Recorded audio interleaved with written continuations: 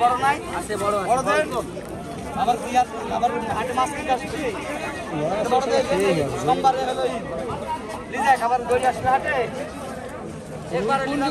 পুঞ্জি কত 60 আর 30 উনি কত 60 50 টাকা দাও 300 এডিলে ये सब 400 হ্যাঁ পাইছিল আমি চলে পাইছি মাছটা 2 কেজি 670 গ্রাম 900 400 টাকা বিক্রি হয় টাকা হবে 935 935 ভাই কি হলো না ওটা কোন দিলে নেন আপনি ভাই বাজার দেখা লাগবে না আপনি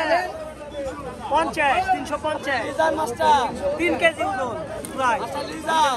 আমি বলি লিজার 330 সেটির ওজন ভালো আছে দাদাও আছে 350 হ্যাঁ